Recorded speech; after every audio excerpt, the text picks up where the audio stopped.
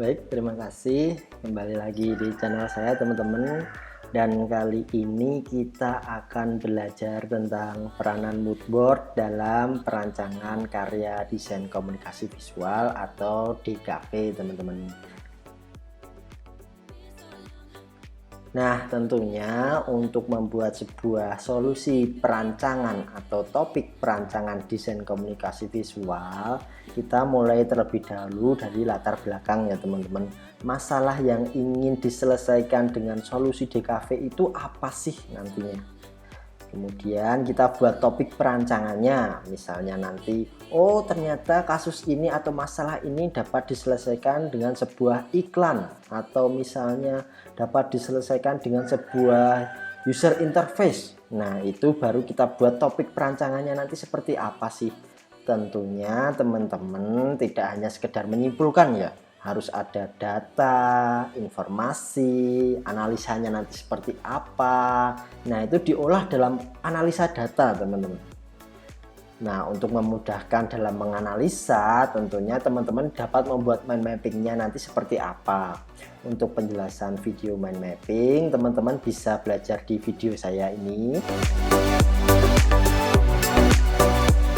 Nah, kemudian setelah itu dalam mind mapping tersebut masuk ke proses pembuatan moodboard teman-teman.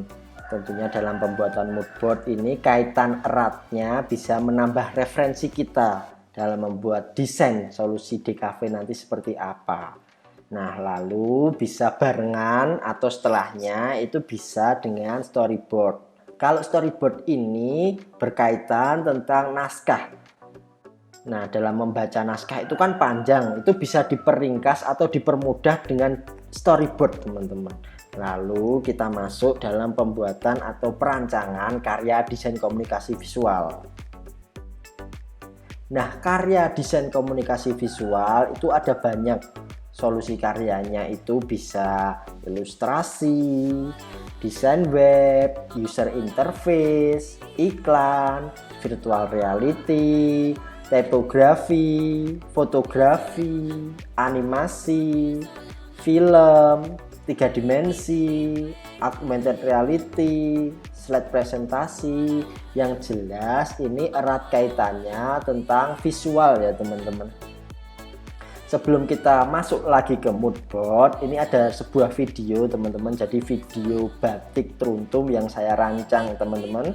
Ini videonya.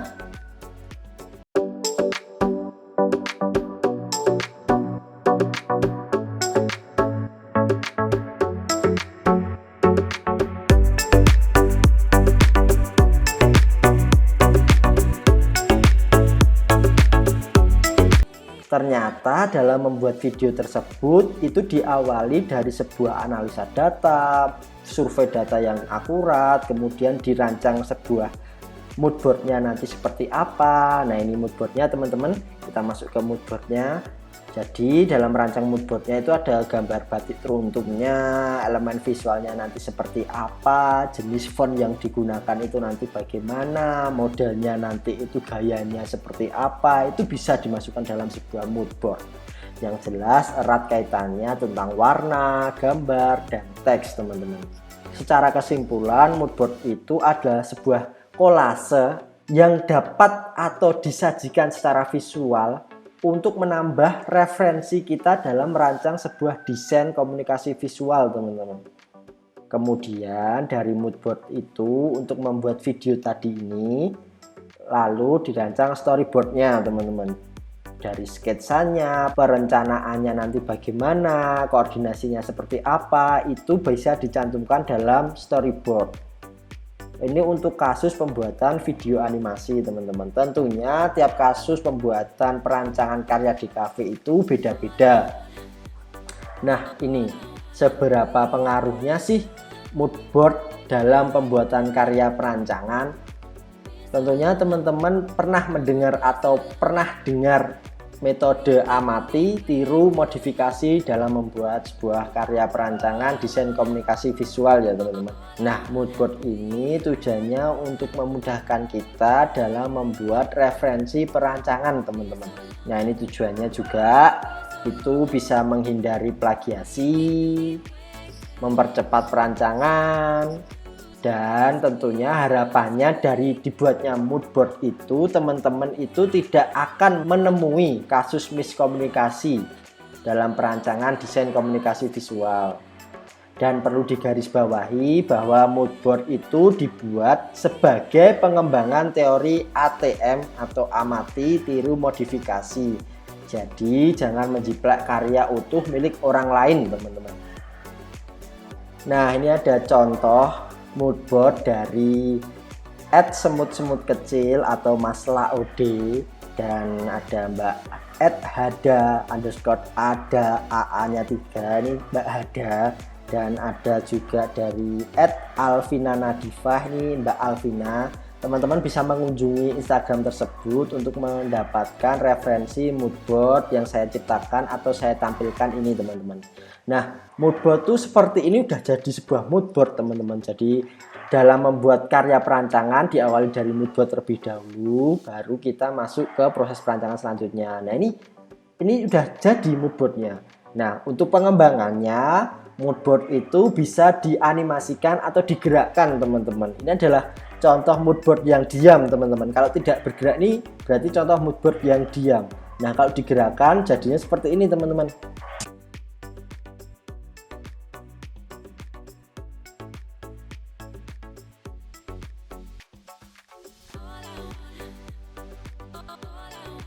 Nah, itu tadi contohnya mood board yang digerakkan, jadi lebih menarik, teman-teman.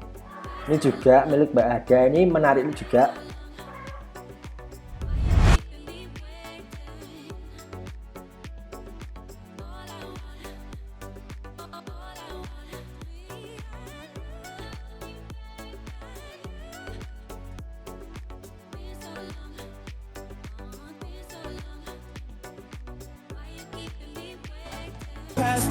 Milik Mbak Hada ini mood boardnya juga dapat dimasukkan sebuah video, teman-teman.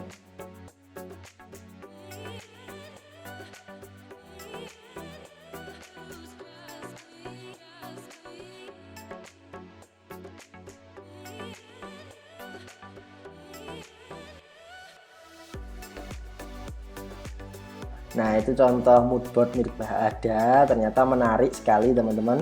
Ini juga menarik milik Mbak Alvina Nadifah mood boardnya.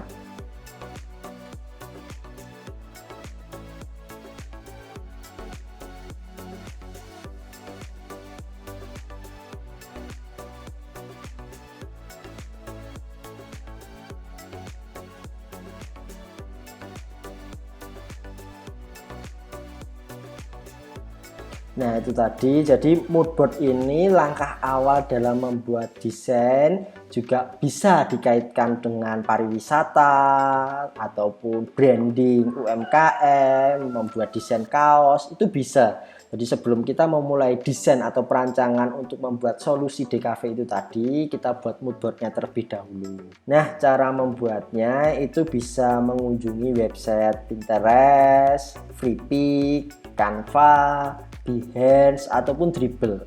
Nah, biasanya saya gunakan website-website tersebut ya untuk membuat mood board. Nah, kemudian dari website tersebut di screenshot, teman-teman. Ini saya berikan sebuah contoh, misalnya nih, ini ada sebuah mood board yang belum ada gambarnya. Misalnya nih, kita akan mendesain sebuah aplikasi tentang tourism atau pariwisata ya, teman-teman. Kita tinggal browsing aja. Oh, ternyata yang erat kaitannya tentang pariwisata tuh seperti ini toh. Lalu dibuka, kemudian di screenshot, itu bisa, teman-teman. Kemudian dicantumkan sumbernya itu di mana, cantumkan aja sumbernya. Oh, saya pengen bikin desainnya tuh nanti ada fotonya seperti ini, warna-warnanya tuh biru, itu bisa. Nah, setelah di screenshot, kemudian dimasukkanlah di kolom-kolom ini, kotak-kotak hijau ini, teman-teman. Itu sebagai contoh pembuatannya aja. Ataupun teman-teman juga bisa menggunakan software grafis lain, bisa Photoshop, AI, ataupun apa yang bisa menyusun gambar-gambar. Baru dimasukkan teks, warna-warnanya nanti seperti apa. Jadi setelah mood board itu jadi, teman-teman, contoh jadinya seperti ini tadi, baru bisa dikonsultasikan kepada kliennya, teman-teman. Nih loh, saya tuh pengen mendesain sebuah aplikasi pariwisata, nanti tuh tone warnanya seperti ini, ada foto-fotonya yang gayanya seperti ini, ataupun gaya videonya, misalnya nanti ada orang berlari, itu bisa dicantumkan di mood board teman-teman. Misalnya teman-teman mendapat sebuah orderan bikin desain kaos, ini loh nanti desain kaosnya akan ada font warna seperti ini loh, referensi font-fontnya itu seperti ini loh, itu bisa dicantumkan atau disampaikan melalui mood boardnya teman-teman. Nah, baru kita masuk untuk proses desain selanjutnya. Nah, untuk video proses desain selanjutnya nanti akan kita bahas di video lainnya atau materi pembelajaran lainnya. Nah, untuk mood board itu saja yang dapat saya sampaikan, teman-teman. Kurang lebihnya saya mohon maaf. Sekian dari saya dan sampai jumpa.